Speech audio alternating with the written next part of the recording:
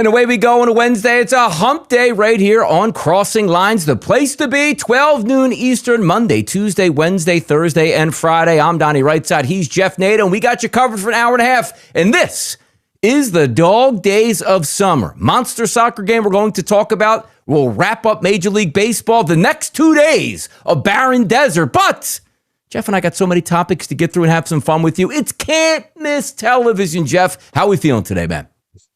We're going to try to get through it. This is the part of the year where, if you're a fan of sports, there's always that week or 4 days or 3 days where there's not a lot going on. You got to learn to find a hobby, go out and get a run in, go out, go to the amusement park with the kids for a day or two, go to the beach, do something else.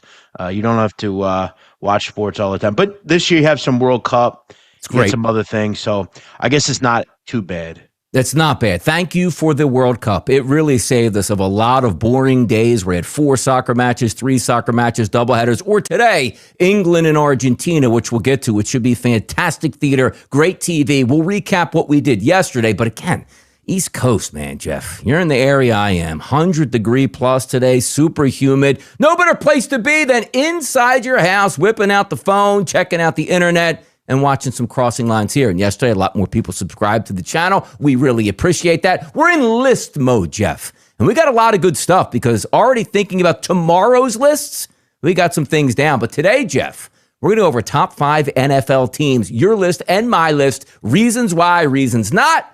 And we'll have some good times going over it before these teams get to training camp. Yeah, it's going to be fun. I got a lot for that. I'm sure you do as well. Yeah. Looking forward to talking a little NFL. A lot of moves have been made. What made these teams better over the last year? Can they get over the hump? I'll kind of tease it right now. Mm-hmm. Yeah. There's really only one thing that matters with the 5 teams I'm going to talk about, and I'll tell you what that is. It's real simple. But, Donnie, one thing about society that we see year after year is, I don't think you're doing it, but you have these people every year that are mystified by the fact that in the summer it gets hot. Yeah. It's like the same every year. It's complaining that it's hot in the summer, and it's like, well, and then when the winter comes around, we're complaining about how cold it is. Yeah. Like, we're going to talk about daylight savings time. There's this segment of the community, Donnie, that believe that if you change the fact that there's no daylight savings, they believe truly that in December, it won't get dark until 8. It will just change. It's like these people don't seem to understand that it doesn't matter. Like that's really the point. It's if you want to change like the fact that we don't have to hit the clocks, I'm all for that, right? And to be quite honest, you really don't need to on your phone and stuff anyway. Yeah. But in terms of like in December, like I saw a guy yesterday tweeting that, wow, it's going to be great that it won't get dark at 4:50 anymore. It's like, well, no, dude, it's still going to get dark at 4:50 in December. No, not if they change it. It's not. Yeah, not if they change the clocks. That's the whole point. The point, though, is this guy is seemingly trying to say that he thinks it's always going to be light out in the winter, too. It's like, no, it's still going to get dark. It'll be longer. Yeah, it'll get dark around like 5:30, but now it's like 4:30. It's tough. I can't stand that, man. I hate that. But it's not a... Look, if this country was in a position, let's say we lived in Costa Rica, like some of the people that we work with. Yeah. Like their country is for the most part very quiet. They're not in wars. I don't even think they have a military, for God's sakes. Like that's the type of stuff you concern yourself with there. This country, though, is in a very bad state. Whether you like it or not, whether you're red or blue, this is not something that this government... It's the greatest thing they've ever done. It's the great. If they pass this, the greatest thing they've ever done. Because they don't do anything. You're right. But this is what people have an issue with is you have all these issues and this is the focus. It's just not something that needs to be a focus. Instead, we should be worrying about people being killed in the street by a secret police force. Nobody knows why they're doing it. But again, that's beside the point. This is not a news show. No. And that's right. And we will get to some of that daylight saving entertainment here, what's going down, which I was shocked it passed by that big of a margin. But I've been waiting like my entire life for this to happen. It looks like it just might. We'll go over the pros and cons. We'll have some fun with that. But that's what the show's for. Talk it out. It's Crossing Lines. It's sports. It's general topics. It's entertainment. It's how we get down to business, Jeff. Now, getting down to business yesterday. I know this shocked a lot of people. España 2-0 over France yesterday. The unbelievable force that is France's offense couldn't do a damn thing. Spain never loses. Spain never gives up goals, Jeff. They were spectacular again yesterday. Yeah, they really were. Man. You know, and we talked about it, right? They haven't lost, and like they haven't lost in 36 straight matches. They've either drawn or won. You know, we remember, you go back to that first game, you know, we kind of counted them out a little bit just because, again, you know, Cape Verde ended up being pretty good. No, they were fantastic. What a disappointment if you're France. I mean, a team who, you know, we had kind of all, I think many of us pegged that they were that team, you know, just going to romp to the final. They were a complete disappointment, just listless, pathetic, only had 4 shots on target.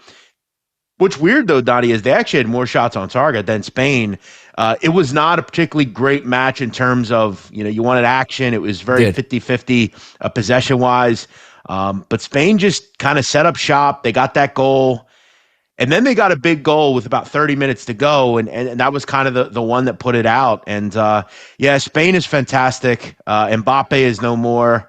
And that's the cool thing about this tournament. It's not like an NBA series where you have a few games. It's a one-game thing, and if you lose, you're out.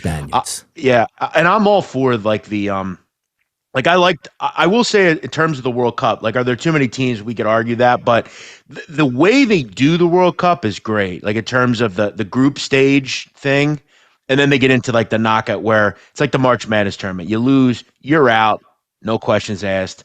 Yeah, who's playing? Are they excited to play France now? The third place game at this point right now, when everything was on the line. Well, this is why you were talking yesterday about you didn't care about that. Here's why this is actually a decent thing. At this point with the sports in America, a lot of it comes down to wagering, Donnie. Sure. This game will be on Saturday. There's no games on Saturday as far as soccer. So you now have a game, right? So it is a nice little addition. Do I think that France will be up for it? I'm going to guess no. It's going to be your ultimate get up, knock it up type of game. You know where that game is at? Is that game in New York? Or I should say the Meadowlands at this point? Let's see, Saturday. I'm not sure. Actually, it's in Miami. It's in Miami. So not a bad way that you could go out and style and party on South Beach. So it's not a bad thing. Yeah, no, it isn't. And, you know, look, I'm going to keep saying this. Like, we are starting to see the books make a lot of their money back. I mean, France was a huge public side yesterday. We saw last week. Yeah, a lot of those overs didn't come in.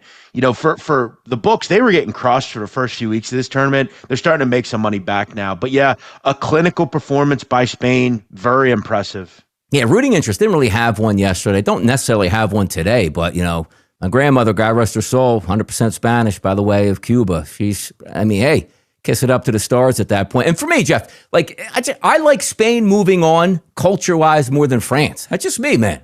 The Spaniards, man, that's a lifestyle, man. France, a little bit too uppity, don't like Americans here. Good to see him get dropped in that game.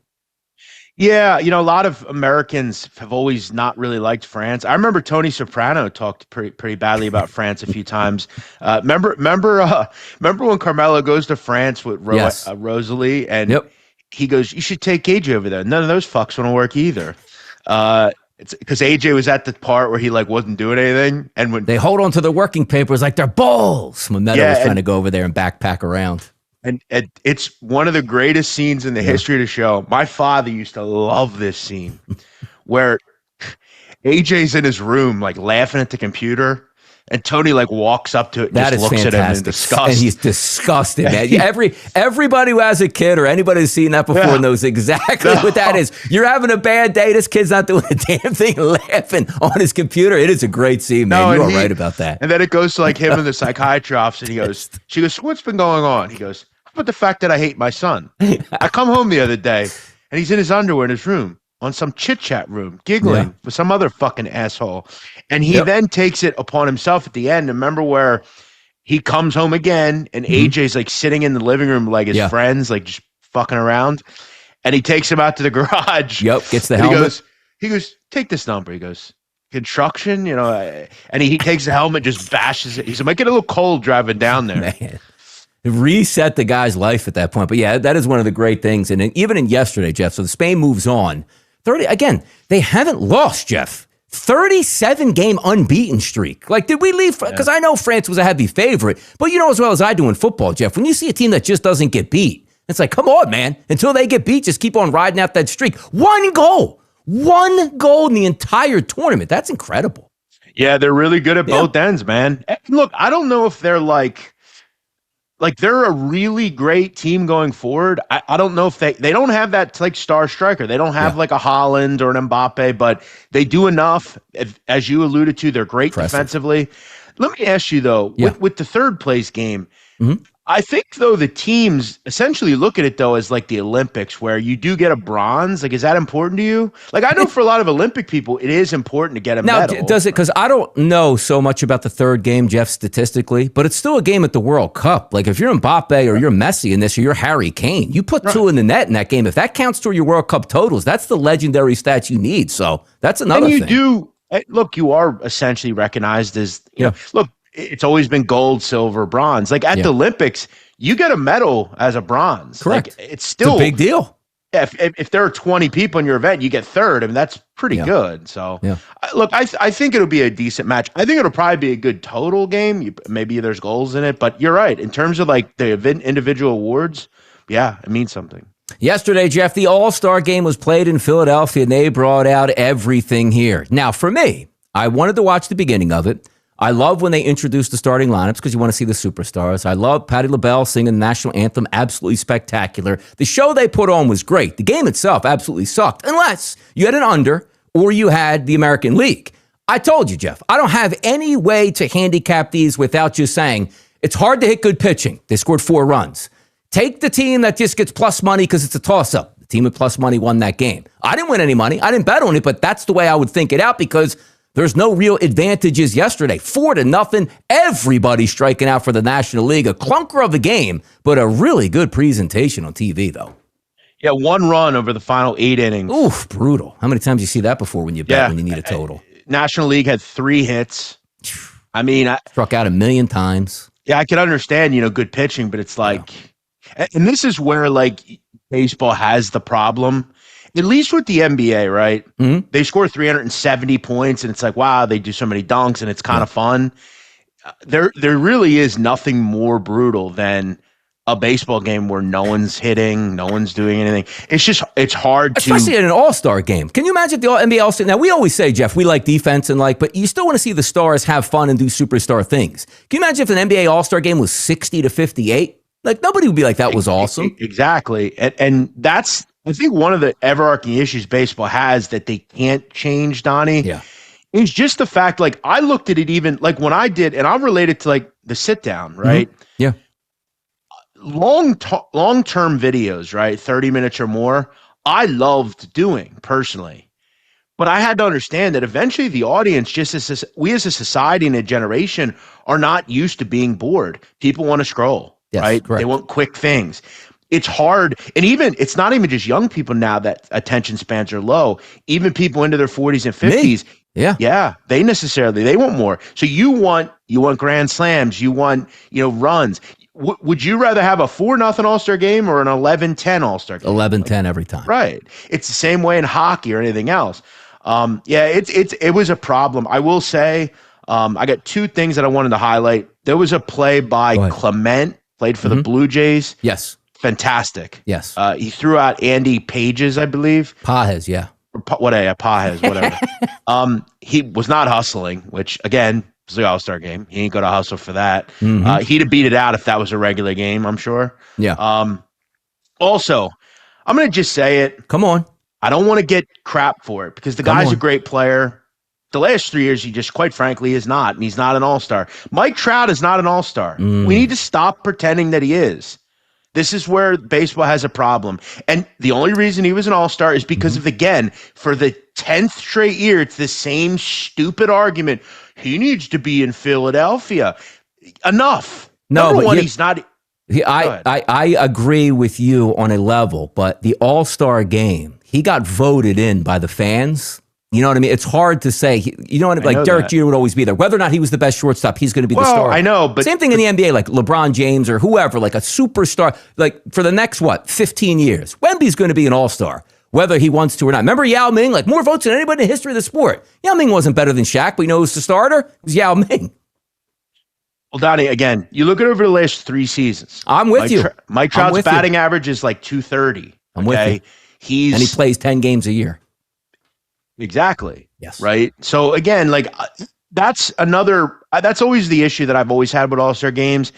But then on the other hand, you know, we did talk about yesterday where like a lot of the players, you don't even know who they are. So I think baseball is done enough. I think events like this, I don't think it's easy for them to have an all-star festivity type thing. Because again, you know, I think the Derby's better. It's improved. But this type of game is not what you want for like the baseball purist. I was surprised at how many people went to that. Did you see the get-in prices, Jeff? Over $1,000. I'm like, who? And it was hot. It was humid last night. But when I talk about like the presentation, I love the starting lineups. Number one, if you are an NL opponent, an NL East guy, an Atlanta Brave, or you're Juan Soto, you are getting booed out of your mind, which is the Philly charm at that point. And you see when Jordan Walker, who his family loved it, Jeff, and he loved it. Like, here's Soto just getting booed right out of the gate. That's the guy you wanted to just clown on the minute he came out. But Jordan Walker, that's a guy who gets it, Jeff. The big dude from St. Louis that won the home run derby. Do you know what he loved? As a sign of respect, every time his name popped up, it was crescendo of boos. Not because Philly hates the guy. That's showing love and respect for somebody doing their job against one of our guys. His family loved it. He loved it. He got it. Like, he won the All-Star. I can't believe they would boo me. He loved every minute of it. I got a lot of respect for that guy now. I really do. Yeah, and this is why, like, they don't boo nobodies, right? Correct. Like, there's a reason a lot of people don't like me, right? Like, it's same with they don't hate you as much as they hate me, but like, people watch me and they look at it as, oh, I'm trying to get back at him and I'm going to talk crap on him. It's like, well, no, it all benefits me in the end. So, I mean, yeah, I think it's cool. Philly's great with that whole thing.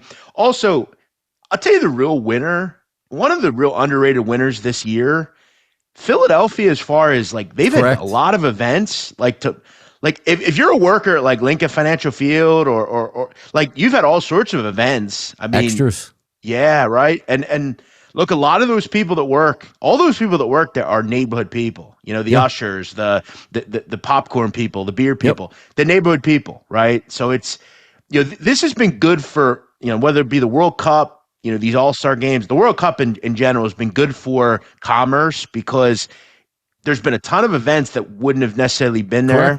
Throw in the fact that all these concerts and that sort of thing. And by the way, Jeff, off without a hitch. Yeah. Like, performing well. Like, it was beautiful in Philadelphia. The weather stood up. Every festivity they did was perfect. The crowd was there. The ambiance was there. Same thing with the World Cup. Every single game in Philadelphia in the World Cup was wonderful. There were no mass beatings and stompings and arrests. Everybody came to the city and enjoyed it. And also, Jeff, on top of the 250-year birthday, that celebration's been going on all summer long without a hitch. So many things on a day-to-day basis. Philly was really put in a good spotlight this summer. You're right. I think what this will do also is going forward, you know, they decide on the World Cup every, you know, they have it set up. Yep. We have to get to a point with these large events, particularly the World Cup, because it's so huge. Stop putting it in places that need to like build stadiums. You don't need to do that. Just if you already need the infrastructure. If you already got it, have it there. Right. So like Africa getting it. They built like 10 stadiums. They're probably deserted at this point right now. You ever see some of the old Olympic places where they build them out? They're just empty shells, like the one in Greece. Nothing is used there. Well, I watched a video about Qatar where like they had World Cup there. I mean, it's just like nothing now. It's complete waste. And it's like, again, you got to find places to have the infrastructure. There's all sorts of them. And look, you may repeat, but it needs to be throw in. Like, I think the MLB, they should be coming back to Philadelphia. Philadelphia is a great place to host it. It's a great kind of area down there. And it works. It does work here. You know what else could work out here, Jeff? Is it Rich Paul canceled his podcast today, Jeff? Now, you were saying either what, today or tomorrow, that's when LeBron James is going to let loose. Now, apparently, the big three of the Philadelphia 76ers reached out to him and are in touch where you're seeing Cleveland come down a little bit. Golden State gain, the Philadelphia 76ers gain. Rich Paul canceling his podcast today. Could it be coming down today, Jeff, where LeBron James is going to say, you know what, guys, you don't have anything to talk about? I'm going to pick my team in the next 24 hours. Yeah, I mean, if I were a betting man, it would be if there was like a time between now and tomorrow at this time, yeah, he's not going to do it at night, right? You figure he does it probably because, like, I think you're right about this. Like, at the soccer game in the afternoon, which means you don't want to do it before 3 p.m. Eastern. You also don't want to do it like 5 o'clock at night. Like, I think you want to hit hard, Jeff. Like noon tomorrow, bang, man. I got to tell you, I'm starting to kind of fuzzy up to the thought of 7 p.m. tonight. Oh, really? You get the 4 o'clock West Coast. It's still early. Okay. It's still early enough on the East Coast. You even look at, like, not that Europe care, but like it's still not even midnight there. You got all tomorrow for Get Up to talk about it, exactly. First Take, and all these shows. Listen, they're smart. There's savvy. One thing you can say about LeBron, man. Mm-hmm. He is calculated, very smart with this kind of stuff.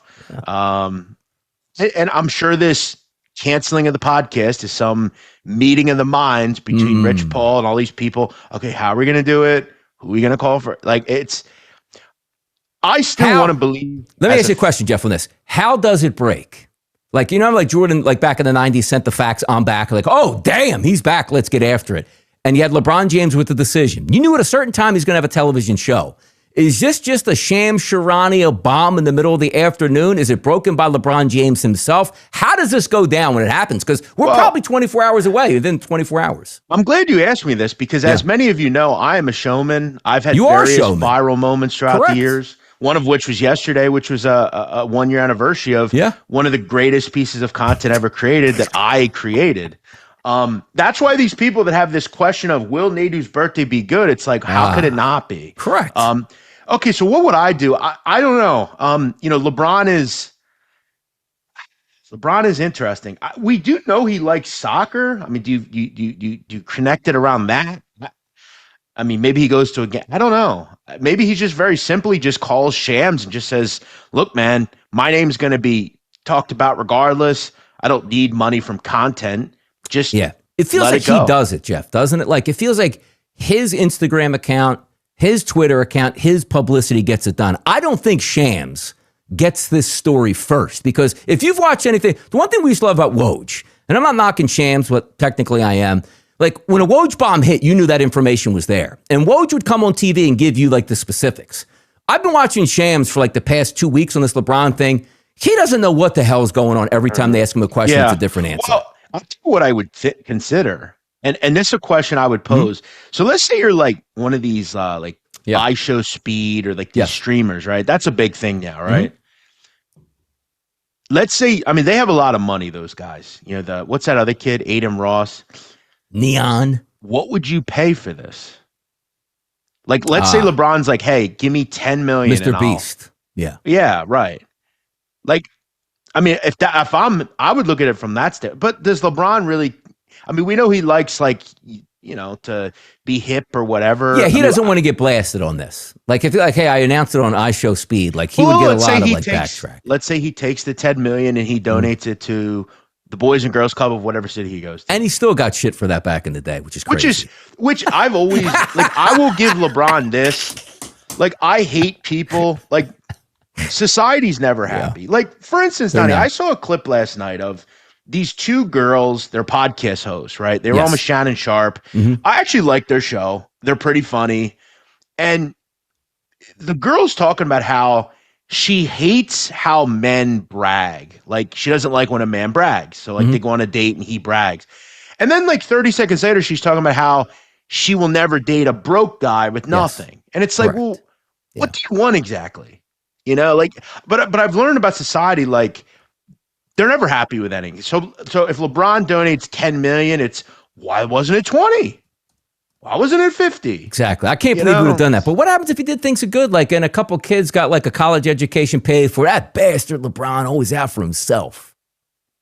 But see, that's what I've learned where, like, I don't really I always connect it back to me because in a weird way I've related to this too. For instance, let's talk about my birthday just for a second, my party. Yep. If I have a party this week and it's a complete banger, it's a great time, everybody enjoys themselves, it will always still be, oh, well, those girls at Nadu were planted, or they were paid for, or they were hookers, or they were trans, or they like it. Trans. I just don't think society really wants to see anyone happy, right? Like, it's like even me, like with weight loss, there are Mhm. people that say that I got surgery or I took Ozempic. Yes. Like I could never do anything like hopefully. Nope. It's just like I just do it for myself, I guess, you know? Like if this show does well, it's Yeah. well, they bought subscribers or, you know, Jeff's mom bought his house for him and his car. Right. They're talking about coming to see my house. Oh, are they going to show his roommate, his mom? And it's like, I can't win. So I think, like LeBron, we don't try to win. We just win and you watch. That's really all we worry about. Keep it coming through here. By the Me way, and Jeff, LeBron can relate. Yeah, you guys can relate. Big news coming up. The question's going to be, Jeff, is he going to usurp your party by coming out on Friday night and letting people know? You know what I mean? He can't do. He has to know Nadu has a party, and that can't be disturbed. I think he'll respect it and do it before. Look, again, if I know LeBron like we think we know him, it's got to be either today, tonight, or tomorrow morning. I thought it would be last week, but the calculation is not much going on after that soccer game completes today for about 24 hours, and that'll be it. And by the way, a little teaser for the end of the show, Jeff. By the way, teaser for the end of the show.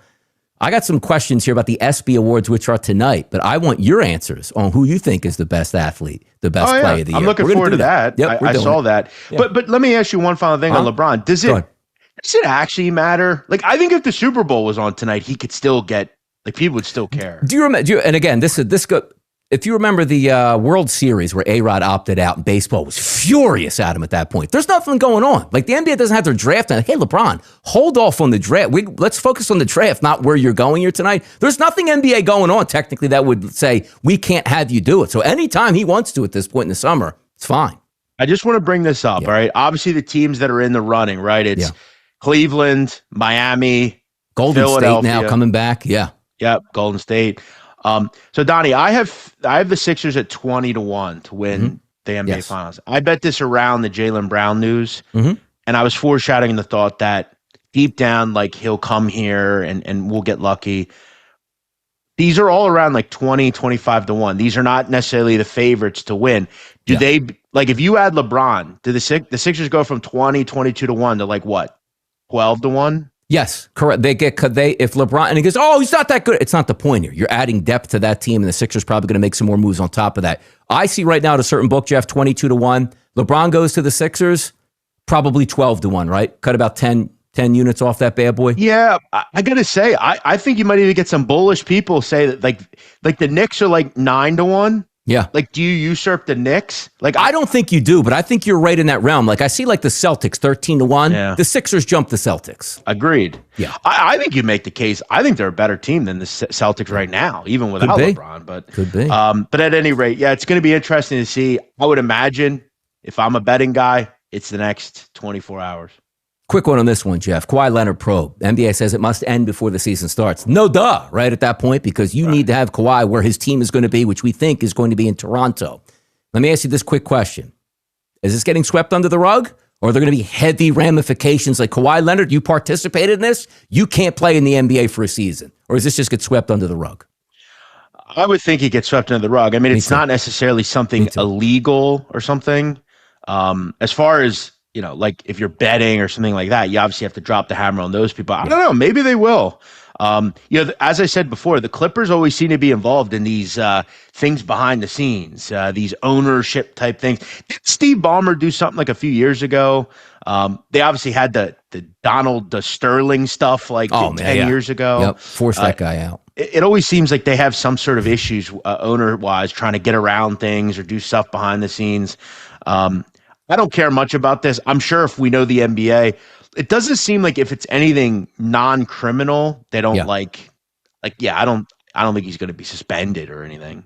By the way, chat box here. We're going to get to the soccer game, England and Argentina, in just a few moments, Jeff. We know when some things pop up in the chat, which you like to go on, and I support this, and I know you do as well. The question is, in the market for one of those tongue scraper things and need a brand recommendation from Nadu, but not trying to pay tons of money for it. Well, number one, tongue scrapers are cheap. I have the metal one and also have a brush for my tongue as well, Jeff.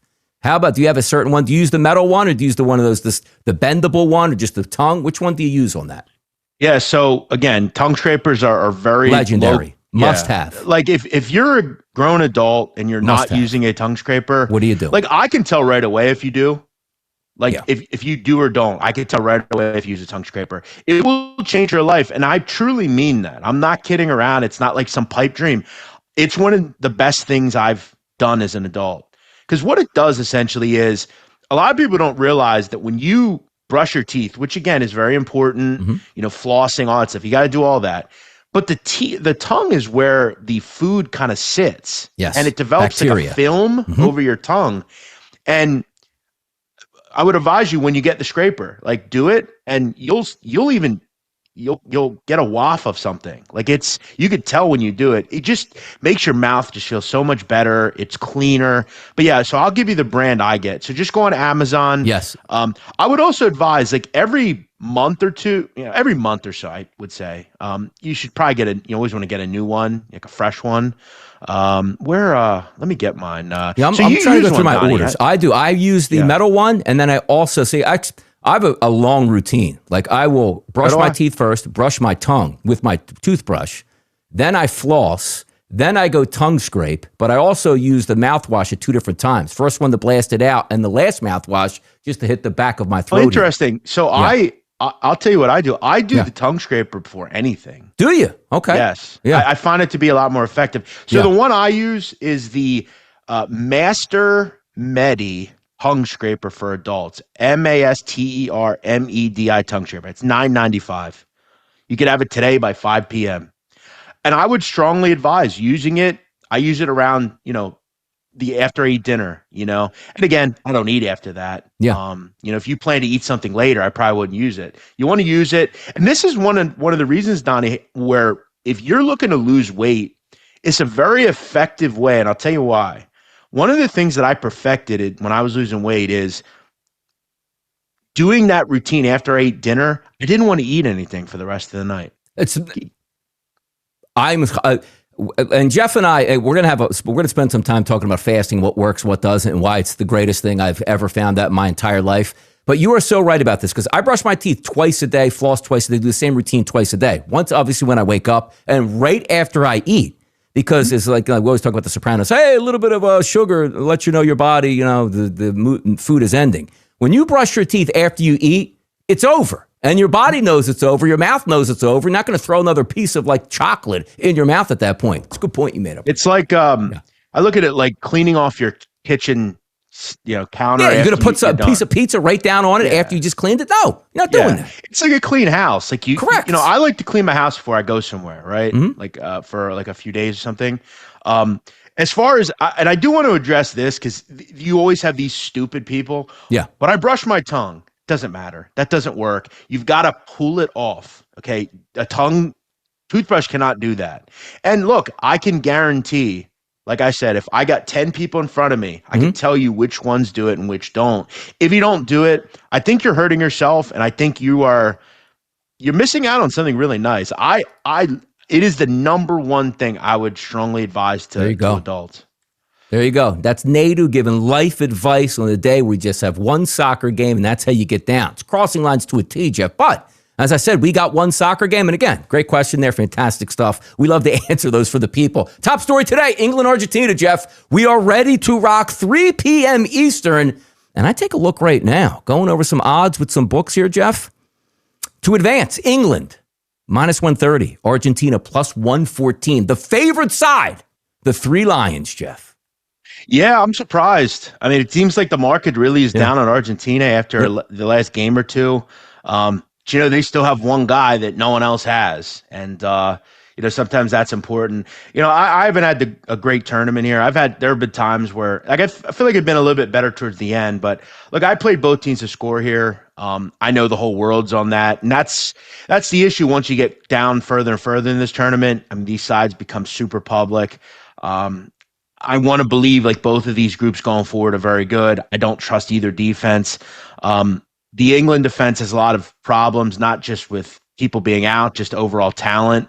I don't think Argentina is very good defensively either. We talked about that yesterday with Flash. Yeah. I think this is a much better game than the one we saw yesterday. I also will ask, Donnie, does the what FIFA want play into your handicapping? Like, not only do they want Argentina, you would imagine, but I don't think either is a bad result for them. Correct. Right? England is a huge thing. I think. But hold on, it's more a question of. Do you think they are going to push for like some sort of extra time? Like, how cinematic would it be to have England, Argentina, PKs, like big game? Like, you didn't get that yesterday.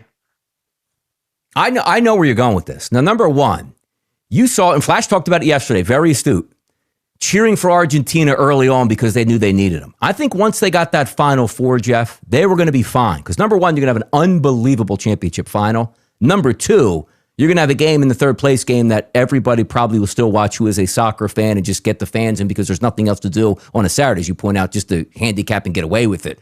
But for me, I don't think there is a cheering interest at this point in this game. For me, like, I do want to watch Messi in another big game. I do. But I also want to see England because I love that fan base. I think it would be ridiculous for them to get to a final win where they would burn London down, lose, and probably still burn London down.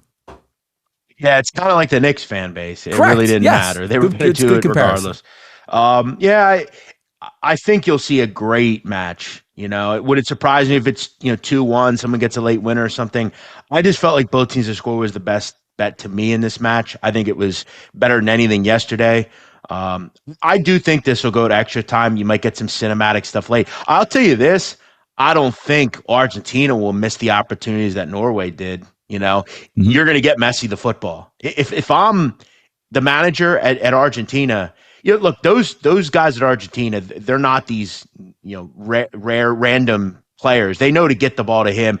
You can guarantee someone on Argentina will get him the ball in a 2v1. Argentina plus money. I think it's 1-1. And then you go into extra time and it goes to PKs. I just think it'll be cinematic. Let me ask you this question, Jeff. And again, soccer is not our sport, but I thoroughly enjoy the World Cup. I've told you guys that a million times. I'm enjoying this. I will enjoy it at 3 o'clock in the afternoon. I'll watch probably some of Saturday's game because there's not much going on anyway, just to check in and see what's going on. Superstars playing. Sunday, of course, I'm going to watch the final.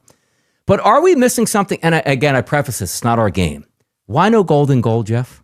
Why don't we go to extras? Can you imagine Messi with a blast from 30 feet away in the back of the net that wins this game? I just, again, Americanizing sports. It's like, oh, this is the way we do it. I understand it's the way you do it. But you want to, as Jeff talked about, like, hey, if we get the penalties, yeah, that's okay. But boy, in extra time, a golden goal in this game by Lionel Messi or Harry Kane walking it off, the place would absolutely fall down with thunderous cheers and the fans going wild. We're robbed of that in soccer. I believe that. Yeah, but there's been so many great PK battles. It can go long. It levels the playing field. I agree. I don't think either way is a bad idea. Yeah. You kind of want it like hockey where. Yeah, can you imagine like you go to overtime and somebody scores? Like, yeah, you're excited, but you still got to wait it out. Like when you put that puck in the back of that in a playoff game in overtime, there's nothing better in sports. There's nothing better in sports. I think sometimes though, we do it on this a lot. I know you do it. You're big on this. Sometimes you just got to just enjoy it for what it is. No, exactly. And it's not our sport, and that's the way they like it apparently. But for me, I don't know, man. You give me a World Cup final in extras. And again, if Messi knocks off England, they're playing Spain, or Lamine Yamal scores a goal in extras there, and it's the golden goal, that will be one of the biggest moments in history. Now, Lamine can score in extras, and it'd be like, okay, that's fine, but you still got to play like 15 or 20 more minutes. I just think it takes a lot of the intrigue and a lot of the excitement away. The only thing I would say to remove is the stupid water breaks. That's dumb. I don't. It's not needed. It's not like any player was like, hey, we need this. Like it's. And by the way, it's not like football, Jeff, in the middle of the field. Like there are times you can just run over to your sideline and they toss you water, you get a drink and you keep it moving. Like it's not like you'll never get a chance to get water. I mean, come on. But like, again, they don't need it. Like that's what I'm saying. Like you can get water anytime. Like a marathoner. Yeah, how are they going to get water? Well, you hand them the water when they run by, they drink and they throw it back. It's a big deal. Yeah, I never understood it either. And no offense, but like I didn't understand maybe one or two locations it was hot, but like for the most part, I remember they were talking about it's like 60 in Toronto, and they're like, we need a dome for what? Jeff, they were doing it in a dome. It's air conditioned. What are we doing? Yeah. By the way, anytime goal scorer for this game, Jeff. Harry Kane plus 130, Messi plus 135, Jude Bellingham plus 270, Rashford 380. Any looks there? I mean, Bellingham, that's a pretty big price. Yeah, he's been very good in this. I want to go back to I think it was the first match. Like, he was on the bench, which was like an insane idea. But yeah, I mean, 6 matches, 6 goals. We had 2 obviously the other night. Look, Argentina's defense is not great. He's the hot hand right now. Maybe over Harry Kane at this point. He would be the one I would look at. And as far as, do you want to pick against Messi? Again, I don't really get involved with goal scorer props. Once in a while I will, but I just hope both teams score, and I think we'll be good. Now, do we have a graphic in the back to see the goals total for the competition, like between Messi, Mbappe, Kane, Bellingham, and all them? Because I want to talk about the FIFA goal. 8. Is it? And who leads it right now? Because I don't have the graphic in front of me. Messi, I believe. Because Messi is minus 130 to win the Golden Boot. He's still involved, so he can score today and he can score Sunday. But again, here's where the question comes up, Jeff, which I think I'm answering my own thing while I'm talking through. Mbappe's plus 145. He said, well, he's done. But he's not really done. 8, Messi has 8, Haaland 7, Bellingham 6, Harry Kane 6. Okay, so that explains it then without you even have to look. Like, Mbappe's plus 145. He's second in line. You might say, wait a second, Donnie. Messi's going to play today. He wins. He plays Sunday. Why isn't he more of a favorite? Well, apparently then you're still going to be counting goals for Mbappe if he plays Saturday, which is why he's only slightly behind Messi. So I think I'm answering my own question just by reading the odds. Mm-hmm. Yeah. I mean, well, here's what we know, right? Messi has one game for sure. Yeah.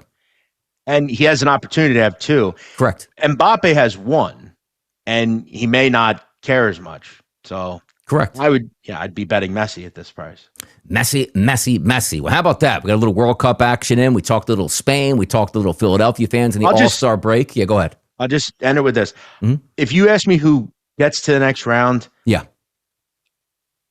slight lean Argentina, but England's been very good. You got to give them a lot of credit. Yeah, I want to ultimately not believe they're as good as Argentina, but I didn't think Spain was as good as France, and you don't really know. You're counting, you're picking straws here. Yep, you don't really know, but we know next. We're going to take a quick break here on Crossing Lines on a Wednesday Hump Day edition. After this break, it's list time, people. Top 5 NFL teams, according to Jeff Nadu and Donnie Rightside. Stick with us. We'll be right back.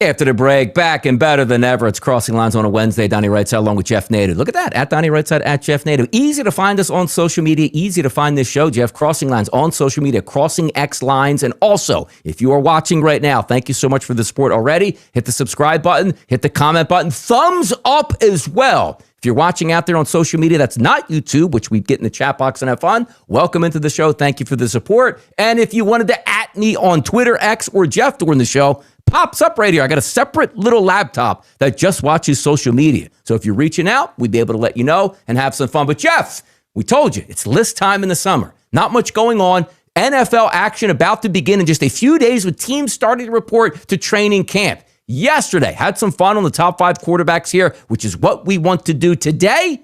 Top 5 NFL teams. And we're going to start with your list first and your number 5. The Ravens coming in at number 5, headed into the season. Mm-hmm. Obviously, I talked glowingly about Lamar yesterday. Yes. And look, every team hangs on health, right? Correct. If everybody's healthy, we're going to assume they are. With the healthy Lamar, he's still, to me, a top 5 quarterback. We know they like to lean on the run there. And look, they have a new coach, Jesse Minter, more of a defensive guy. But I'd have to imagine with big Derrick Henry back there, with Justice Hill, with Lamar, they'll continue to lean on the run. I think ultimately they've improved significantly on the offensive line. I think if there is a question maybe on offense, it's that. But they add Ione, who just kind of seems like a Baltimore player, right? Kind of like a Haloti Ngata type. Big, nasty, tough. Right. Yeah. And he solidifies that interior offensive line for them. I still think there's questions there. I don't know that one guy's going to fix it. Like, are they Denver or the Eagles to me up front? No, but I think they really helped themselves. I think from a receiver standpoint, they're probably as good as they've been in a while. I like Zay Flowers a lot. I was big on Jacoby Lane coming out of USC. Obviously, Mekhi Lemon got all the highlights, but Lane and Surratt, you add them, two high-level receivers. The question for this group, though, is, are they going to take the next step on defense? Because I thought towards the end of the year, they got much better defensively. The question is, though, 30th passing defense in the NFL. They add Trey Hendrickson up front. You got to get to the quarterback a little bit more. That pass defense on paper looks really strong. The safety group, Starks and Hamilton, are really good. Are they going to get enough stops? It's really all to go but up. I just think ultimately in the AFC, they're right up there to me with, right behind like the Broncos, Bills, that sort of thing. So I have them at 5. By the way, what's interesting about the Baltimore Ravens this year? Because I told you, I love Lamar Jackson. He's going to the Hall of Fame. I just have him slightly. He's a top 10 quarterback. I just don't have him in my top 5. And again, there's yes, no, neither there are lists. That's what we have them. But you know what I like about this? Harbaugh is a very good coach. Harbaugh also more the special team / defensive mindset here. And you said it. You go to a new coach who's defensive mindset. But you know what I like? Not the 65-year-old offensive coordinator. They go out and get Declan Doyle, which is a right-hand man of the offenses that you want in the NFL, like Ben Johnson and like that Sean McVay tree. Yep.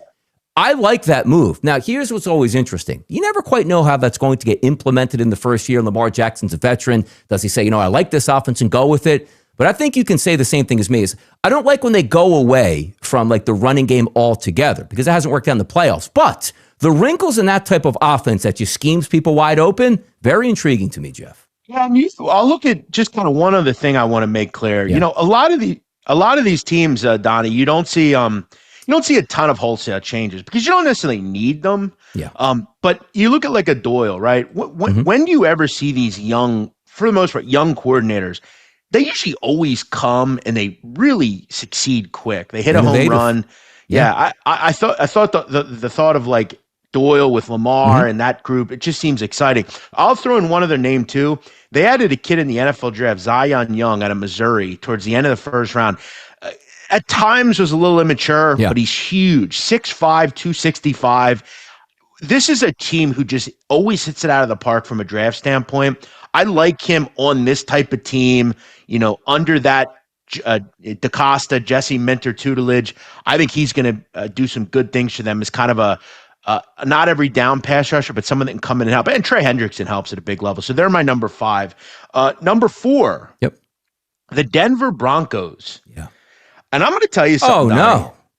Oh, no, Jeff. What happened on your list? Yep, that's wrong. I don't know how hard that is, but maybe they were looking at yours. I don't know. I don't know what your list is. So, all right. No, it's the Denver Broncos at 4. And Donnie, I'm going to tell you something. I was really close to putting them above the Bills. Come on, speak on it. God, look, I'm going to show you my list in a minute. You're not getting any hate out of me when you bring up Denver Broncos. I think you can make a strong case. This is going into the season the best team in the AFC. Come on, man. And I love Bo Nix. I was so impressed with him this year. I mean, 8th in passing yards, 9th in touchdowns. Really, really took that step forward. Let me ask you a question on Bo Nix, Jeff. Injury worries you at all for this season or no? I mean, nowadays with medicine and the way things advance, no. Look, could he be a little passive early on? He doesn't come across to me as a guy like that, I loved him last year. Yeah, if they're in the Super Bowl, he doesn't get injured. Everybody can probably agree on that. Yeah, not even win the damn thing. And at the end of this breakdown, I'll tell you the one thing that may hold Denver back. I'll give that with like every team. Sure. You already have Sutton, who I thought he's kind of that middle tier. He's not a top 5 receiver, but he's still real good. He is. Jalen Waddle. Love it. That's the kind of move you want, right? A kid in the slot that could just burn you. Offensive line is one of the best in the league. I mean, they went from being one of the poor offensive lines to really one of the better. Garrett Bowles, Mike McGlinchey, that group up front. Dobbins and Harvey, just 2 young kids that can get after you in the run game. And don't look now, but they were, I'm going to just say it, fucking stingy defensively. They get after the pass rush, man. Top 8 in pass, top 7 in rush. And I tell you another thing, you know who was number one in sack percentage last year by almost a percent margin? The Denver Broncos. Yes. They add Nick, they have Nick Benito, obviously, which, he's one of, we just mentioned Missouri with Zion Young. They also produced Nick Benito. So look, when you're a team like them, you don't make a bunch of changes. You just kind of shore up certain things. Great coach. I thought adding one more receiver was helpful. They did that. Defensively, there's not much to mess with there because it's really good as it is. The one thing that's going to hold this team back, Sean Payton. And if we're being honest, Donnie, his decision last year was going for it. Terrible. I mean, it was a horrifically bad decision. Now, correct. They were up 10-0 in the AFC Championship game, right? Yeah, I believe so. Yeah. And listen, ultimately it didn't work out because Bo Nix got hurt. But again, there's just one insert decision you make that can screw the game up. Yeah. Throw in, he just does dumb things, Donnie. Last year, he had an opportunity to go up 2 possessions in a game, went for it, and they were down. They were only up 8. It was just, he does dumb things a lot of the time. And we've seen that's one thing that can hold you back a lot of the time. So, look, I was close. I might be honest, Donnie, talk about the Denver Broncos towards the end of this when I pick my title winner. But I love the Broncos, very high on them. I don't see a lot of knocks on this team. Maybe tight end. I don't love that position for them, but I don't know that they really need it. I'm very high on Denver at 4. Number 3. By the way, real quick on the Denver Broncos, just to leave it there with your Jalen Waddle point. Those are the type of moves that you make, and you see it in the NFL sometimes. Remember when the Eagles on draft night went out and got A.J. Brown? They went to the Super Bowl that year. That was the missing piece that we needed here. So you have already good offense, good quarterback, obviously great offensive coordinator, Sean Payton. You just take your team to the next level by getting a number 1 wideout. I love it. Go ahead with your number 3. Well, before we get to that, though, I want to I like to give as much info as I can, and I like to involve college because I know this sport well. Yeah. A guy to keep an eye on. We just talked about how good their receiver core, Donnie, is. They added a kid. I don't know if he'll make the team. Hit Joseph Manjack, out of TCU. Now, Joseph Manjack was all around the state of Texas, played at Houston, played at TCU. Donnie, this kid can catch the football. He doesn't drop the ball, Look, he may not be a factor, but he might make a big catch or two. He kind of has that, like a Juwan Jennings feel. Maybe he's not that good, but he's not your big body first, guy. Second, or 6'3", 215. Just goes up and gets the football. Texas kid, born and bred, was all over the place in college. I like Joseph Manjack. I don't know if he'll make the team, but it'd be nice to see it. He's a big, strong kid. Might give them something, 30, 40 catches. You never know. The number 3 team on my list, another AFC team, it's the Buffalo Bills. And look, I said I was hard-pressed to put them over the Broncos, but one team has Josh Allen and the other team doesn't. And Josh Allen, again, is going to be your kind of decider there. We talked about this yesterday. Can the Bills kind of get over the hump? They've never been to the Super Bowl. They haven't been to the Super Bowl under Josh Allen, but they haven't been to the Super Bowl in a real long time. Railroading them. I think a lot of people will say, but Jeff, they added DJ Moore. Look, I got stinked for this a couple of years ago. That doesn't move the needle that much to me. Throw in the fact DJ Moore is coming off a poor season. He was not very good last year.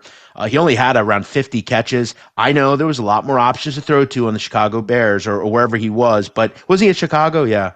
Yes. It's nice. It's a good move. It helps them for sure. It's better than a lot of the guys they've had there. But is it Jalen Waddle and Cortland Sutton to me? No. It's still good enough, though. Shakir's still good there, and that'll work. But he is coming off a poor season. Maybe a new place will help him out a little bit. They have a great offensive line. Run game is terrific. I mean, this was I think this was the best rushing offense in the league. Josh Allen had double-digit rushing touchdowns, and Cook was phenomenal last year. When they got inside the 5, that was a touchdown. I took Cook. I don't play fantasy really, but I had Cook, and he was so dependable, right? Last 2 years, Donnie, I had Cook last year, Saquon the year before. It was really nice from a running back standpoint. Let me ask you a question, Jeff, on the Buffalo Bills, too. You just talked about it. I remember a couple of years ago when Christian McCaffrey was on the market, and the Bills we don't know if we want to give up too much for the guy. Why won't you go all in with Josh Allen and get him the talent he needs? Every year we come in, you need a top wideout. Oh, A.J. Brown's going to cost a little too much at this point. I don't get it. Like, if you get him a top-flight wide receiver that can dominate, he'll cruise. Right. So we settle on DJ Moore. He's coming off the worst season of his career. I'm with you on that. Yeah. Like, people always are like, they throw in DJ Moore like he's like St. Brown or like Justin Jefferson. It's like, he's a good player, but he ain't. Like, A.J. Brown would have been. Collins. Yeah, it would have been a way better option. The biggest question I have on the Bills is obviously, can they get over the hump with Allen? But on defense, we need to talk about the elephant in the room. This team is an absolute disaster against the run. Okay, they just don't stop the run. Will Bradley Chubb, will Mike Deanna, will Zane Durant, the kid out of Penn State, will those guys come in, veterans and You're rookies? going 3-4 this year too, Jeff, as opposed to the 4-2 when McDermott got fired. So again, changes sometimes are good on defense. Sometimes it takes a while to get used to. I mean, you give up 5.1 yards a carry. That just isn't good enough. Yeah. It's not good enough in the NFL. You cannot be that poor. The secondary was solid. I think that they'll be fine.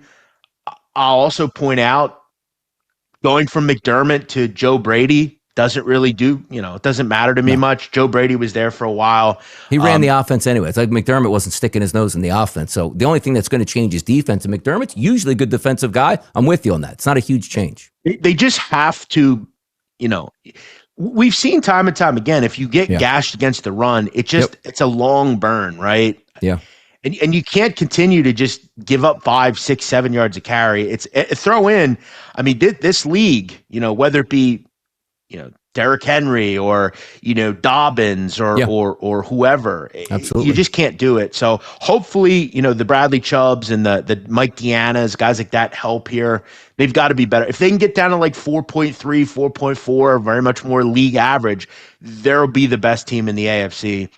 So number 3, I have the Bills. Yep. I was close to putting the Broncos there. Mm-hmm. To me, it's a 1-2 league. Yep. Number 2, Philadelphia Eagles. Do we have the graphic ready on this one? Yeah, there we go, Jeff. There we go. Beautiful, boys. Beautiful. Good graphic, too. It looks like a hardy Eagles photo there. It does. Okay, so where do we start? We obviously start with A.J. Brown. Gone. And a lot of people say that aren't from this city or aren't from this area, that's a bad thing. It's not a bad thing. They should have released A.J. Brown in October last year. A.J. Brown was a cancerous part of this team. He didn't want to be here.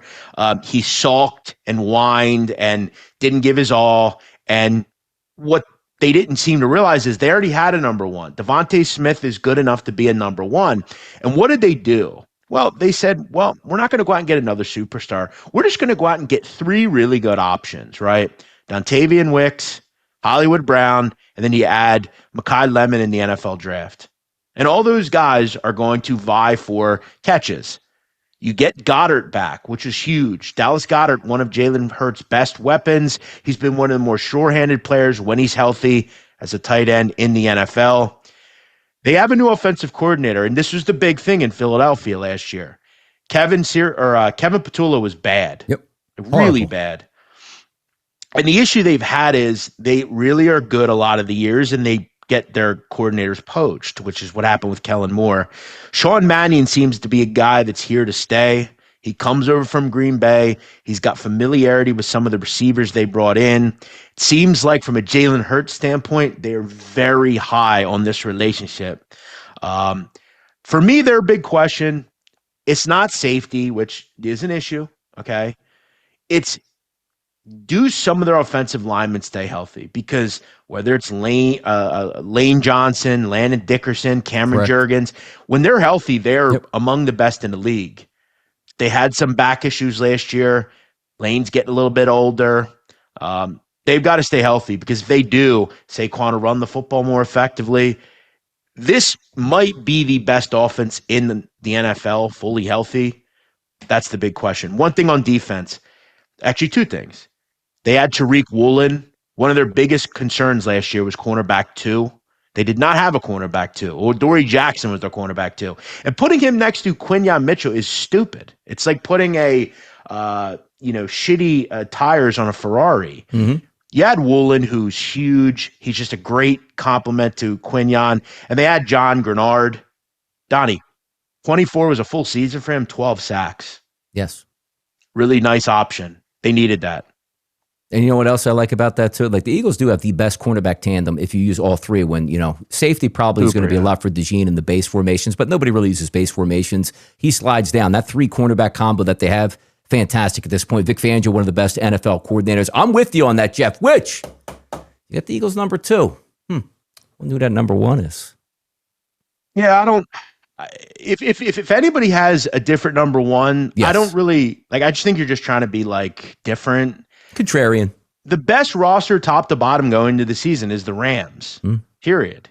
Now, I told you at the end. I'll tell you the one thing that will matter with all these teams. The offense is essentially the same.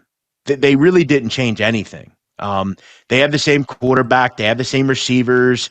They have the same run game. They have the same offensive line for the most part.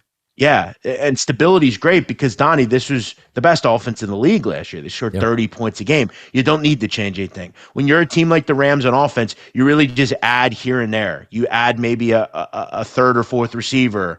You add a backup quarterback. You add a right tackle or a left tackle or whatever. Everything about the Rams offense is great. Sean McVay, Matt Stafford. I don't need to say much there. But again, this group's thoughts were we want to become elite on defense, because at times last year, this was just an average defense. And ultimately, when they lost in the playoffs, it was because of offensively. I think they gave up like 400 yards to the Seahawks. Wasn't good enough. Yeah. You go out and add arguably one of the best defensive ends of all time in Myles Garrett. You think about Myles Garrett's life, Donnie. I mean, it's got to be one of the more desirable in the world as far as athletes. I mean, you go from Cleveland to sunny LA, beautiful weather, a ton of money. You're on the top of your game. You're on the best team in the NFL, arguably. Just, it's good to be Myles Garrett right now. They couldn't get to the quarterback enough. It's been a problem. They've been kind of middle tier, especially over the last 2 years. He'll help. You had a stud in McDuffie to the secondary. Their safety group's really good with Kitchens and Cam Curl. You add McDuffie to the outside. There's no better roster in the league than this team.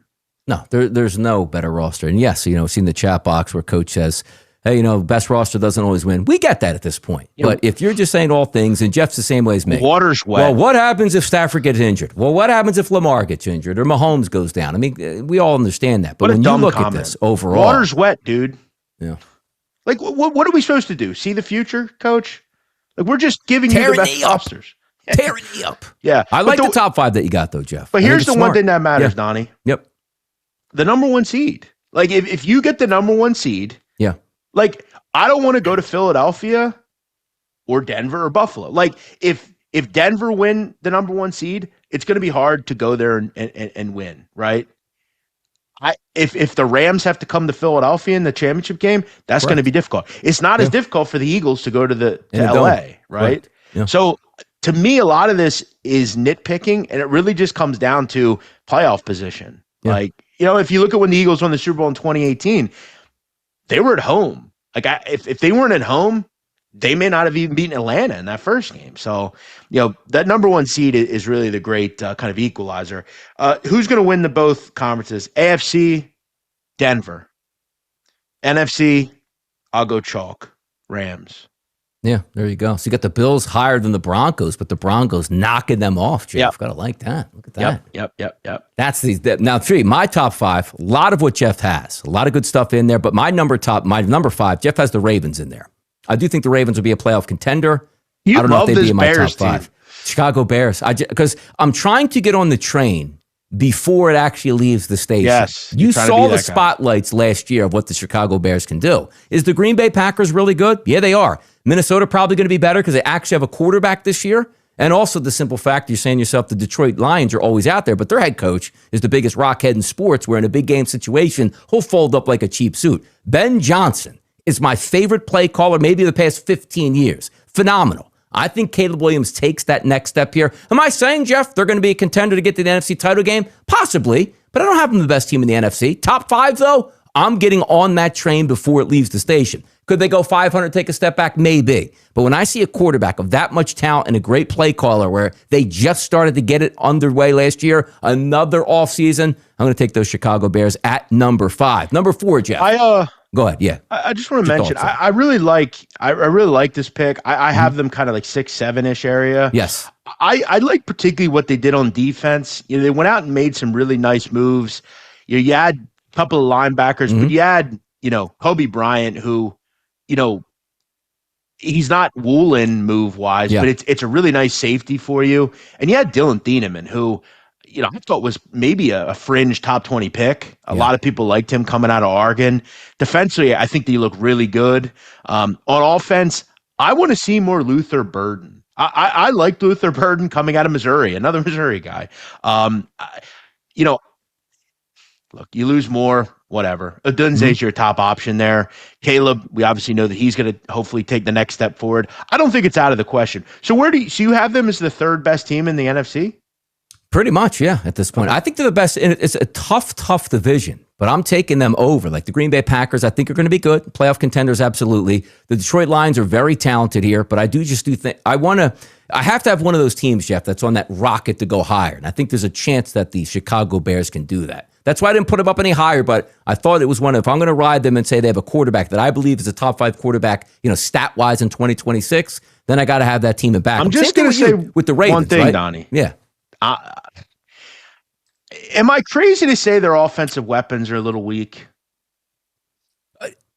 Not dominant per se. They're not, right? But again, and I think you're going down the same path as me. Sometimes you have like the veteran you bring in, like this young core playing together and getting better together. Yeah. Like I do think Odunze is going to be better. Burden's going to be better. Loveland. Just learning on the curve in the same offense there. And they're again, like you have Ravens, DeAndre Swift's been good. Manungai's a tough, hard back. Like I from what I saw from Caleb Williams last year, really set the tone for me of what I want the Chicago Bears to be here in 2026. Number 4, I'm with you, Jeff. Same team.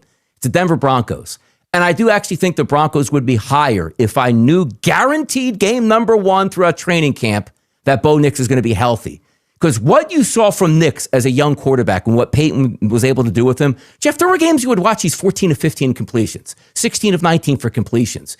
If he is healthy and doesn't mysteriously in a post-game conference, like, oh, by the way, my quarterback just broke his foot, they win the AFC Championship game. We don't hear from New England, and they just might be the Seattle Seahawks who have a different mindset.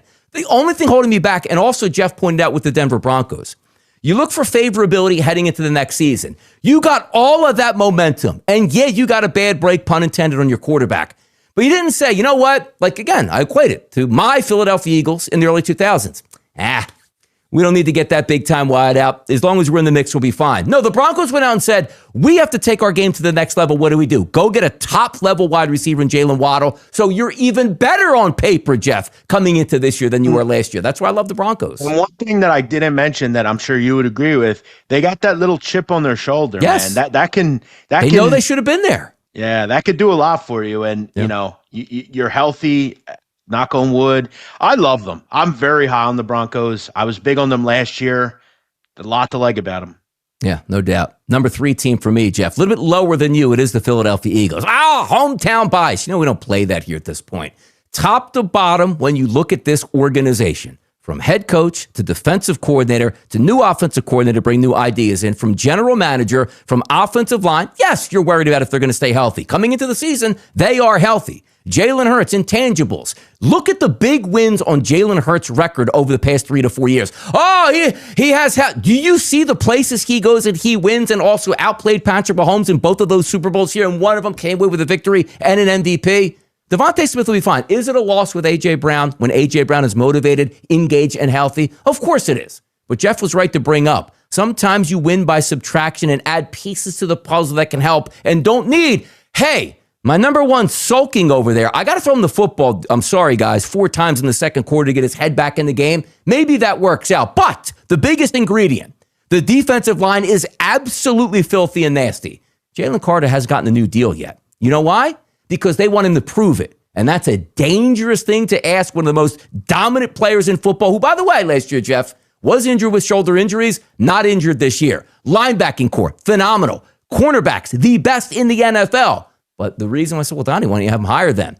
I'm worried a little bit about the safety position, and sometimes that could be big. But the Eagles, for me, Jeff, 3rd best team in the NFL on paper. Yeah, I don't hate it. I obviously have them very high too. I think them and the Rams are the 2 best teams in the league coming into the season. Yeah. And again, it's all going to come down to me. Look, if the game's in LA, I think LA is going to have the upper hand there, but we'll see. I love where I'm at. As we've said time and time again, look, if someone goes down, that's different. But going in, you have to have them top 3 or 4. Yeah. Number 2, Buffalo Bills for me. And I'm almost going to mirror exactly what Jeff said. It's one of those teams where anytime, any place, anywhere, if that number 17 shows up, you're not going to be underdogs. And if you are, Jeff, I don't care where you're at, 1 or 2 points here. He keeps you in every single game. And sometimes it's best just to wait it out. Because maybe I'm a little bit lower on Kansas City this year. I'm not so sure they're even a playoff team. Maybe they'll probably win that 8, 9, 10, 11 games and be in the mix. But that's always been the team that throws a thump in their chests. You got them beat. You got 10 seconds left and you can't hold on. This year could be the year for the Buffalo Bills. And by the way, there's no more excuses, Jeff. McDermott, he's a bad coach, can't get over the hill. They get into the playoffs, Jeff, as a 1 or 2 seed. They don't get it together again. You're not going to see me picking the Buffalo Bills anymore. Put up or shut up the season for the Bills. Josh Allen, I think he's the best player in the NFL. Go out and prove it this year. 100%. I will say, Donnie, a lot of people, because you have the same number 1 as me. Correct, I do. A lot of people, and after you're done, I'm going to throw a team from each league that maybe we missed here. So go. Yeah, pop that number 1 up. Because it's the Rams. And if we were, it's going to be now granted, the Eagles have the Rams number. So theoretically, Jeff and I should just be like, Rams are the best team in the NFL, but the Eagles beat them every single time they play. Not necessarily. And again, if you're going to say, well, Devontae Adams was injured, he's getting older, he could be injured. Puka Nacua went off the reservation here in the offseason. He might get himself suspended because he's a knucklehead now. Matthew Stafford, who entered training camp in 2025, we didn't even know if he played game number 1 because his back was so bad, was the MVP damn near throwing for 50 touchdowns. But you know what they did, Jeff, again? The window is here and now. They understand that. They didn't go, hey, you know what? If we just run this back, we're going to be fine. They got one of the most menacing defensive forces in the history of the NFL, Myles Garrett, and goes, you know what? Let's go to the next level. Let's push those chips in. As the general manager used to tell you, Jeff, fuck those draft picks here. They're telling you they're all in, and I love that about organizations. Yeah, and they see the writing on the wall. They see that they're close, and I think all these teams essentially did that. A team in the AFC just kind of out there. Jacksonville. I don't think anybody's saying anything we don't already know. I'm pretty high on them long term. Obviously, like what Trevor Lawrence did last year, didn't really make a whole bunch of moves. Like the coach, really. Yeah. So do I. I like kind of where they are on defense. Yeah. They have some nice pieces on the offensive side. Obviously, people are going to think, where are the Seahawks? Why are they not here? Because look at where they are. You lose Kenneth Walker. Zach Charbonnet is probably not going to be healthy for the first half of the season. Yep. You lose Tariq Woolen and replace him with Josh Jobe, who okay, nice, but not Woolen. You lose Kobe Bryant.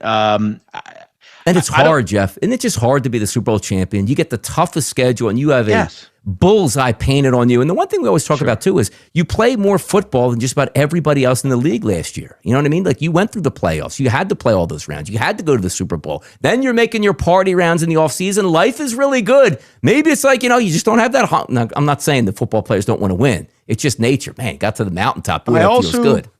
And you're 100% right. And, that's why it's so hard to repeat. If you repeat, you're a legend. One other just thought, I think we are all owed as an NFL fan base to see a healthy Bengal team. They add Dexter Lawrence, they add Brian Cook in the secondary, Jonathan Allen. They have, one of the best receiver cores in the league. You bet them a lot, by the way, Jeff. Team totals and stuff. I know you love yourself some Burrow. Oh, I love that. Why not, man? Yeah. Why not? But I don't bet them a lot from a future standpoint because, look, when you look at for win totals, Joe Burrow is historically bad in the first 2 games of the season, right? And that's the difference sometimes in the win. And he usually comes into the season injured. He's not this year for once. Thank God.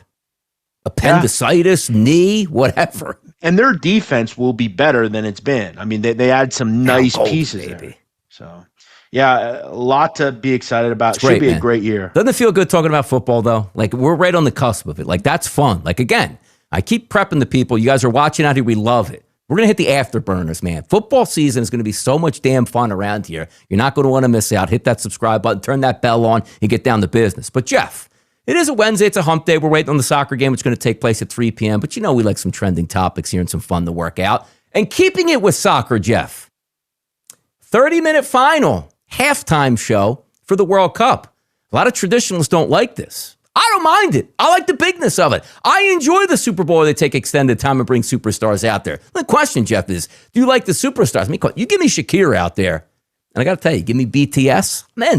I'm in, man. Let's go. What are you thinking? 30 minutes. Yeah, I don't even. What is BTS? BTS, man, huge boy band over there. BTS sold billions of records, man. Right billions in my wheelhouse. Smooth like butter. Yeah, Boy with Love. You never heard Boy with Love? No. So what is it? Like, it's usually 15 minutes, I guess, or 20 minutes? It's really quick, and it usually is really quick, but this is a 30-minute show. They're saying they could, like, break FIFA laws by doing this at this point, but I like, look, the bigness of a big event, you got to give me the superstars. Burna Boy? Do you know? Yeah, I never really cared too much about this stuff. You know, it's a few minutes. I mean, time flies. So if you don't want to watch it, don't. It's not. You know what I don't watch, Jeff? 30 minutes. You know what I don't really watch too much? The Netflix stuff. The quarterback. Are you going to watch that this year? They follow 4 quarterbacks around. I feel like it's a little too tedious for me at this point. Like, also, I just want to watch real football. I don't like these that much. Yeah, before I get into that, you notice you won't hear a lot of, like, why are we having Shakira on the halftime show? Like, you know, it's in America, isn't it? Like, we hear a lot of that, no? Like we did with Bad Bunny. I mean, if anybody out there's complaining about Shakira performing, I don't know what. Yeah, you're probably gay. I mean, even they would love Shakira, though. Yeah, I think we've jumped the shark with these football shows. Like, remember when Hard Knocks used to be like a really good show? There used to be the Bible. Now, again, people will just nostalgia. I think gets people called like, ooh, Hard Knocks is starting. These teams don't want to be on Hard Knocks because they don't want to give you any information. Like, it's been very rare over the years. Like, the only really good one, Jeff, was probably the Dolphins. When like Philbin was like cutting, Ocho Cinco live on the air. And it's like, man, this guy's a real dick at this point. But outside of that, they don't like to do anything on that. And again, we see it all on a day-to-day basis from every network. You don't need to catch me up on what happened in Giants training camp the previous week. I think we have like nostalgia. We have too much like exposure to things that like I don't really. No offense. I don't really want to see like team, like let them have that for themselves. Like I don't need like to look into like the LSU locker room this year. Like I don't need to see that. Donnie, I'll relate it to the mob genre. Like the mafia doesn't want to talk to me. Right. So it's like, it's hard to do content about it. Like same with the NFL. They don't want to give away things, right? Yeah. So no one, like, it was cool for like a year or two because like it was kind of new and you had that cool like voice guy that, what's his name? Schreiber or whatever. Like, but even him, like I'm kind of, I love the voice though, the great voice. But even him, like I'm tired of kind of hearing. He's like kind of lame. It's like it doesn't hit the same. Now they're doing whole divisions now. It's like, we're going to preview the NFC By the way, they do East. it like in season one. Never. Like, why do I need to watch what the Detroit Lions did last week when I just watched what they did? I'm already on to the next week at this point. You're right. We need to go back to before the season. Because again, the things that hit Donnie are the cuts, like the training camp darling type things. I wouldn't mind watching that. Like, I like that kind of stuff. But like, I couldn't care less about like, the Eagles, Redskins in week 4. Like I don't. Correct. I watch it. I don't need bring back the Redskins name too. Let's get traditions going all over this place, Jeff. Yeah, whatever. How about little wedding pictures here? The Mahomes, the Smith-Schusters, and the Kelseys. It says, not the Taylor Swifts. By the way, if Travis Kelce was smart, he'd change his name to Travis Swift. Put Swift on the back of that jersey. All right. That's how you make money, Jeff. So you'll finally get me to comment on this. There we go. Beautiful. Finally, it took a while. Go ahead. Does he sign a prenup? You think? I think there is a prenup for them. I believe so. No, it's not for him. It's got to be for her. Yes, I believe there is a prenup. You do? Yes. You have to. Who goes in? Like when there's a lot of money involved, man, you got to have that. I don't care, man or woman. Yeah. Don't care. Yeah. So the prenup thing, a lot of people flex and pretend they have prenups because they try to pretend to be rich and all. But where's the ring at? Can we get a close up? Do we have is it big? I can't even see it. She just annoys me. Just looking at her annoys me. You get killed in my household. You say that, Jeff. Keep that to yourself. I'm just not interested. Don't care. But yeah, I'm curious about, like, I would love to see the behind the scenes, like that conversation. I'm fascinated by finances. Like as I get older, I'm fascinated by like how, like, you ever think about like inheritances and like things like it's I love that guy. There's a guy, I'm sure you've seen him on every time his videos pop up, I watch him. I've talked to him on Instagram. He's a very nice guy. James is his name. He does that how old were you when you made $1 million? He like interviews like billionaires and shit. Sure. He's a good looking young kid. I love that guy. I love that series. Like I'm fascinated by rich people and like how they make their money. Like, let me ask you a question on that too, with the marriages and that stuff, Jeff. Yeah. Like, honest to God, like, let's just say you married a super rich woman, Oprah level wealth. You guys really get along.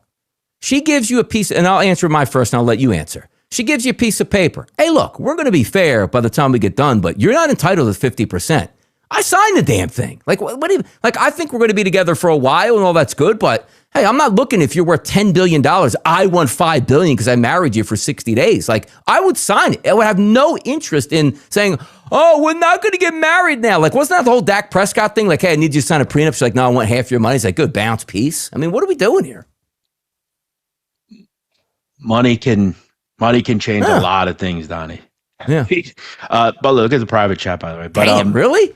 Wow. Yeah. Cold world out there, huh? But yeah, no, I think that's all super interesting. I like learning about people's money, and it's just interesting. Like when I was at the shore, Donnie, I would go on like walks during the day. Yes. And I would just like walk past like big beach houses and be like, is this your house? Yeah. What do you do during it? How the hell did you get that? Mm-hmm. And a lot of the people were just like I was surprised with how many people answered me. I think I asked like 5 different people. They all answered me. And you know what 3 of them said? What? Family. Yeah. Passed it down. Yeah. Like, and I'm talking about like generational wealth. I'm talking about like houses where the only thing in front of you is the beach and the ocean. See that one in Margate, Jeff, just went up for $18.5 million, 120 foot of space on the bay. Amazing, man. And again, when I have a boat or I'm out on somebody's boat and you drive by, that's the question everybody asks, like, what does that guy do to have that house? And you're right, like, oh, my grandfather was with U.S. Steel. I remember once we were on my porch at my beach house. And look, I'll say this. I don't think you were ever there, Donnie. I was never there. We had a beautiful beach house. Yeah, we had an elevator. I've seen the pictures. Yep. Yeah. Sure. I remember once me and my dad were on the porch and a guy walked by and he asked, like, what do you do? Like, how do you, and my dad just said, I'm in construction. That's all he says. Yep. But it's a really interesting question. It's a serious idea that I had to just go look at nice houses. Like I could just drive around and look at beautiful beach houses. I love that stuff. Architecture, man. It's great. Yeah, like some I of love these that palaces where it's like, hey, you have 4 decks and you overlook the ocean and you have a party pool in the bottom. I mean, it's just best. It's wonderful stuff. The 2 best places for that at the shore are Avalon and Longport. Yeah. Longport between Margate and I know Longport Bridge. Yep. Oh my, that's some of the houses there. Yeah. Insane. It's amazing. And all right, you ask, like, how could you afford something like that when people are just struggling to pay like rent on a day-to-day basis here? We got a couple more topics, Jeff, in trending, but I do want to get to also topics today in the ESPYs, so we'll skip down a couple.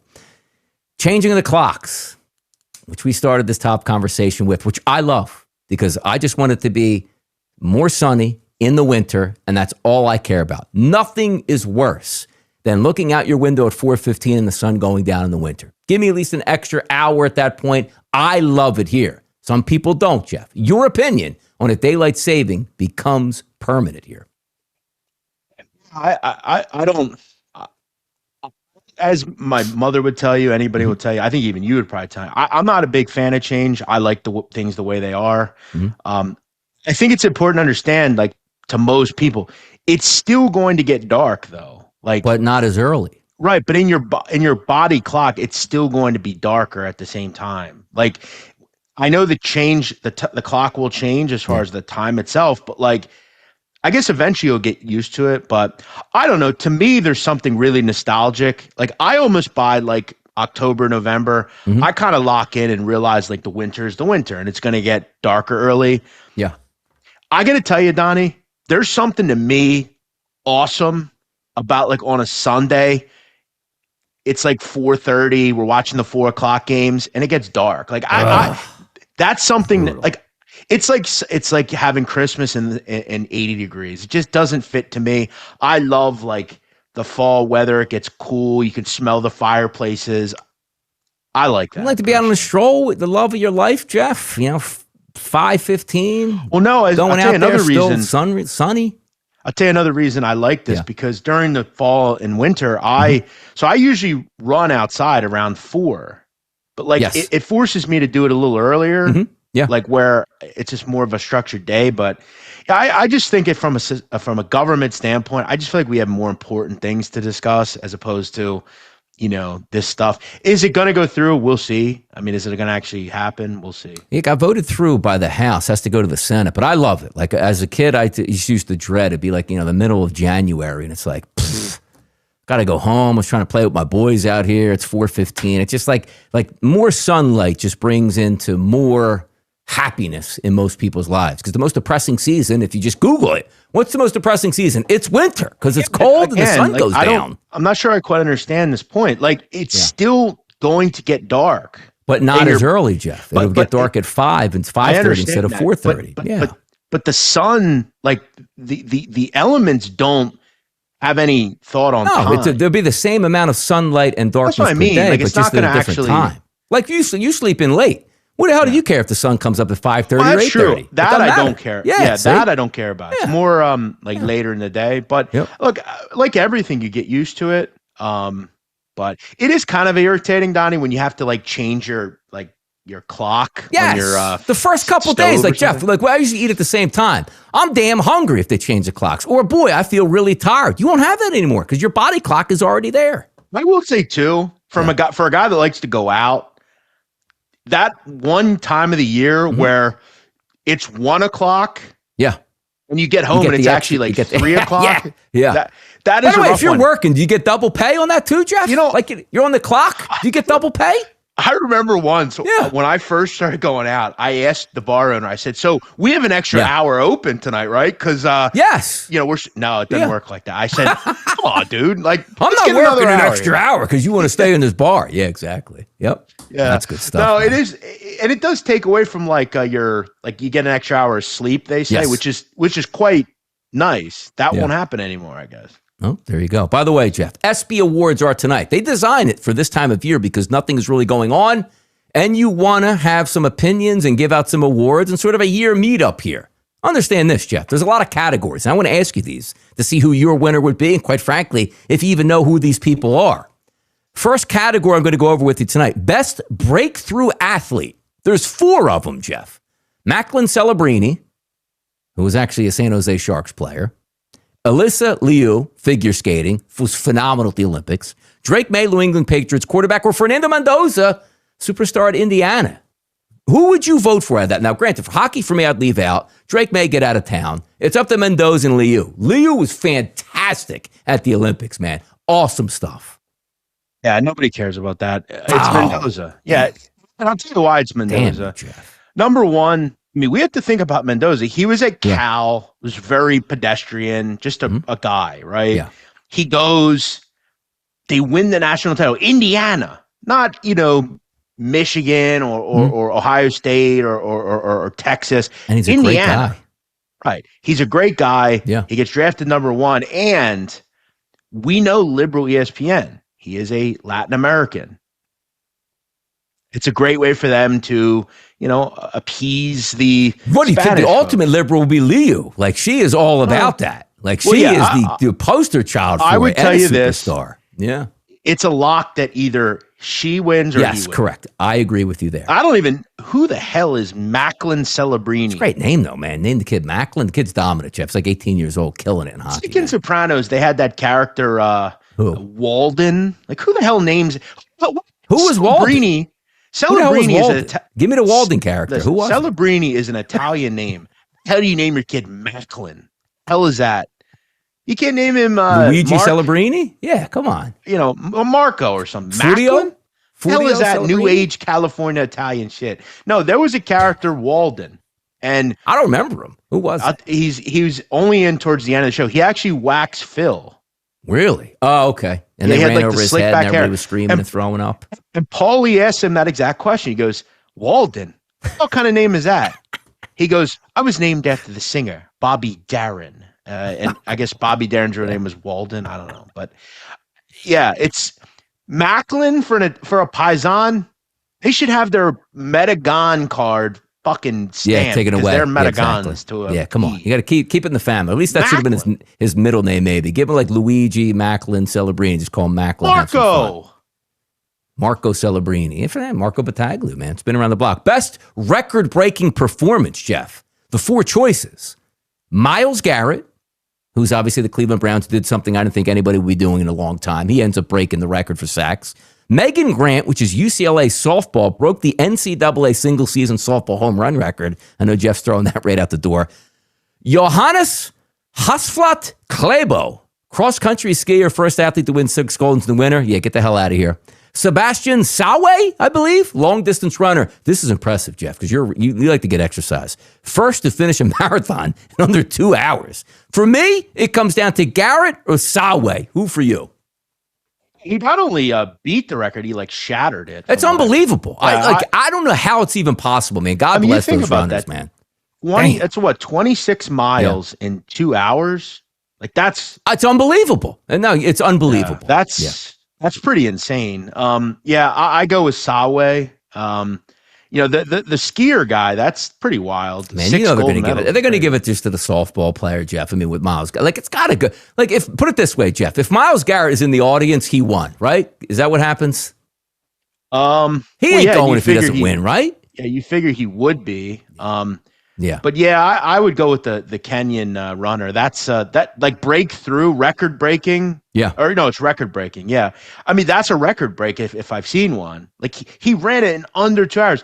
Think about 26 miles. How far that is? That's Philadelphia to like I don't know, Wilmington. Halfway to like that's 26 crazy. miles is incredible. It's incredible all the way through and do it that fast at that point. It's amazing how the athletes and runners in general, how fast they've gotten. How long here. would it? How Donnie? If I say, let's say on a not a like a day like today, it's hot, but like let's say on like a seasonable day, you have.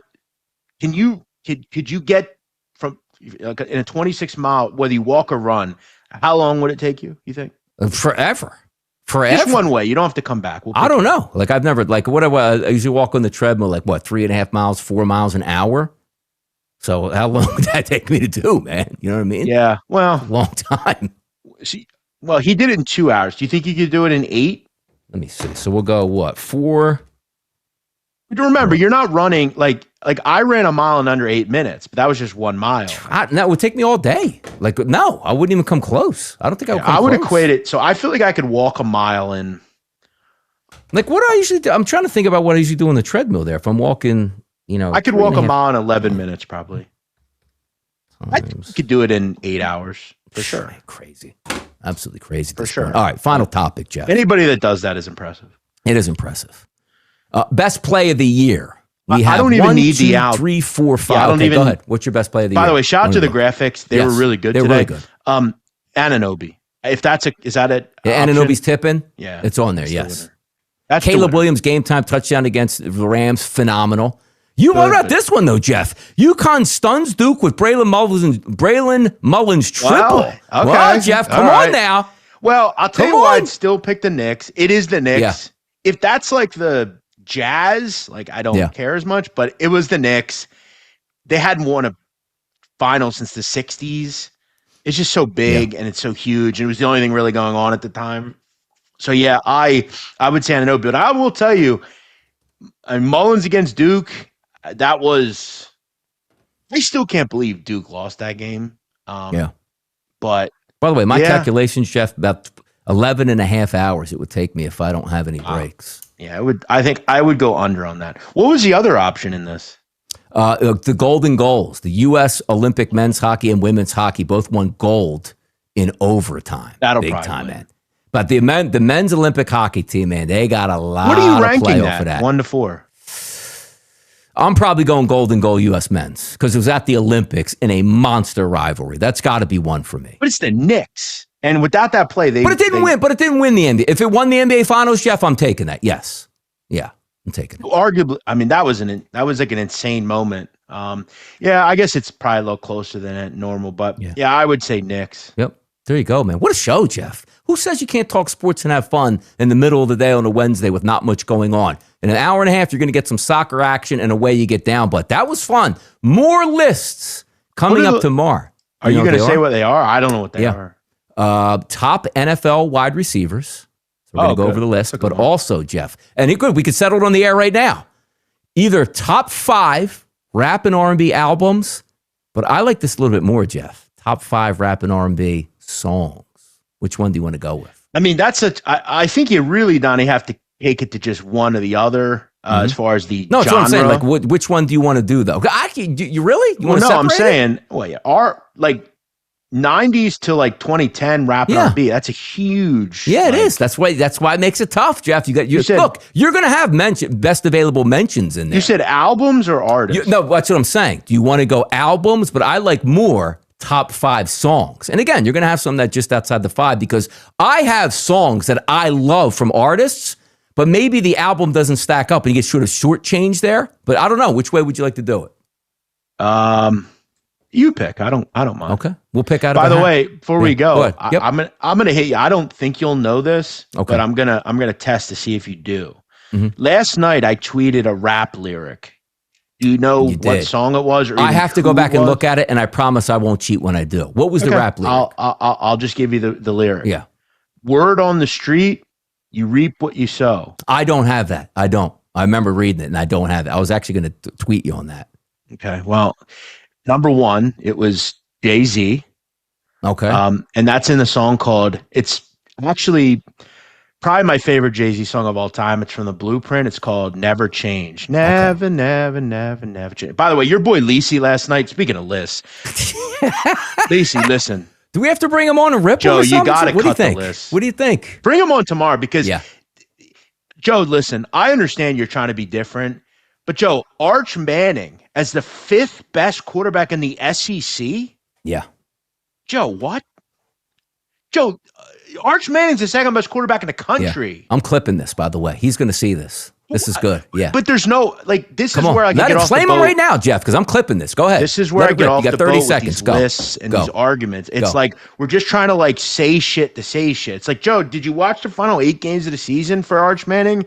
On what planet is John Mateer better than Arch Manning? Like, on what planet is, fucking Lenore Sellers Lenore Sellers? Oh, you mean the same Lenore Sellers that everyone said was a fucking Heisman candidate and South Carolina didn't do fucking Ugats last year? Give me a fucking break. Yeah, Lisi. I mean, what the heck is that guy talking about here? That's what it is. By the way, real quick on the chat box, Jeff used to have a Biggie picture. Well, this does sit in my background right here, Jeff, every single day of every show. Shout out to Biggie Smalls right there, number 72. But that'll do it for the show today, Jeff. Awesome list topics tomorrow. You might say there's nothing going on in sports. We got it going on in sports. Thanks for tuning in today. I'm Donnie Rightside. He's Jeff Nadu. We're Crossing Lines. We will see you tomorrow, 12 noon Eastern again.